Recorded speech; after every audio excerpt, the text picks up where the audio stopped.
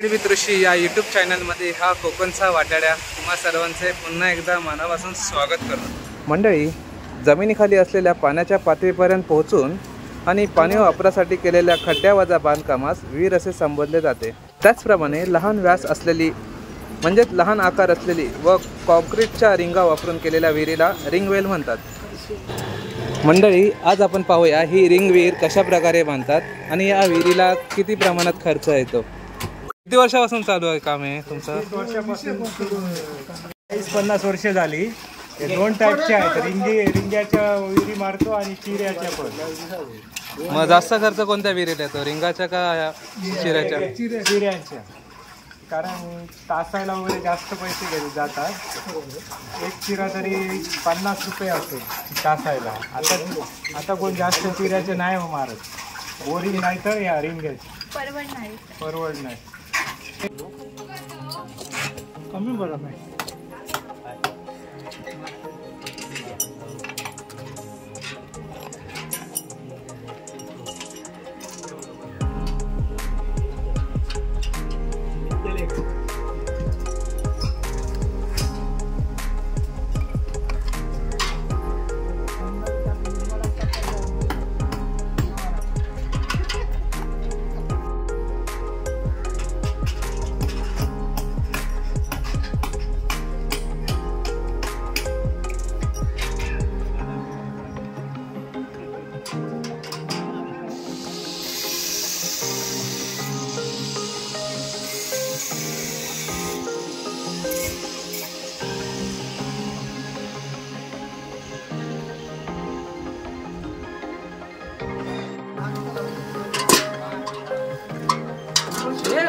लवकर ये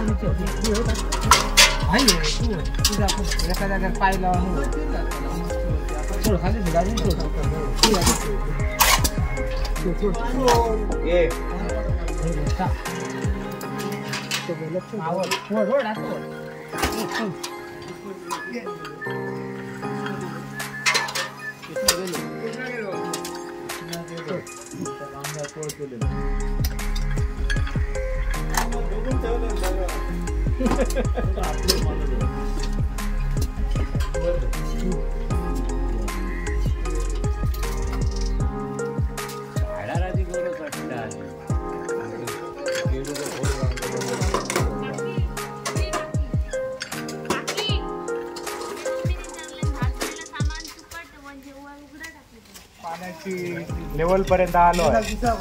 हा, पाण्याच्या लेवल पर्यंत पाणी असं बाहेर यायला लागलं आहे पंपाने पण। तरी किती दिवस लागतात असे? 2 दिवस तसं तर एका दिवसात होते, पण या 2 दिवस 2 दिवस जातात। म्हणजे जागेवरती पण डिपेंड असेल ना, म्हणजे प्रत्येक जमिनीवर डिपेंड असतं। कडक भेटली जमीन तर 4 दिवस 5 दिवस लागतात। जर नरम माती भेटली तर 2 नाही तर 3 दिवस पटापट होतं का? हो, पटापट। जास्त ते आम्ही नरम मातीचेच मारतो विहिरी। हे तुम्ही आल्यापासून फक्त तुम्ही स्वतः म्हणजे मॅन्युअली असं खोदकाम करून जाता, मशिनीचा असा वापर नाही करत तुम्ही? जेसीबीने मारतो, पण याची चिऱ्याची असते।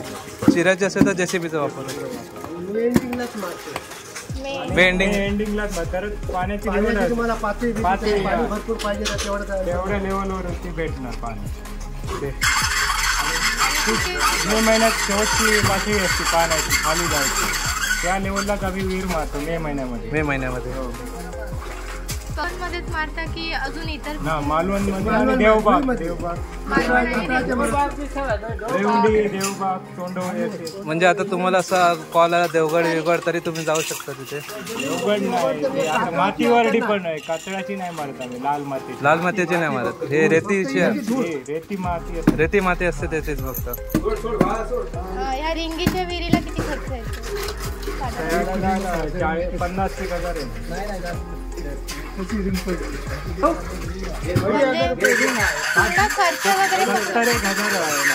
एका रिंगची 2,500 एका रिंगचे 2,500 आणि चिऱ्याच्या विहिरीला हिऱ्याच्या 1 लाख पर्यंत. 1 लाख. राऊंड आहे ना हा. त्याच्यावरती पण आहे. बसता थोड्या वेळाने माहिती देणार आहे.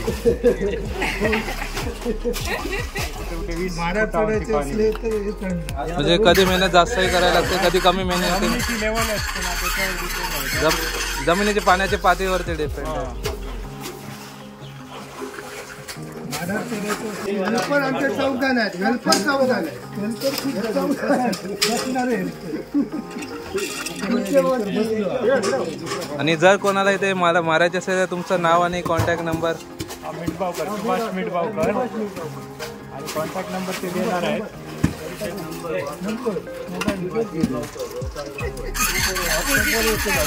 दरवर्षी 5-6 विहिरीचा टार्गेट असतो तुमचा. पण एका वर्षाला आम्ही 15 की 16 विहीर मारले. ते झाले आता 2002 मध्ये टायमाला 15 की 16 विहिरी मारले. लवकर कामाला लावतो.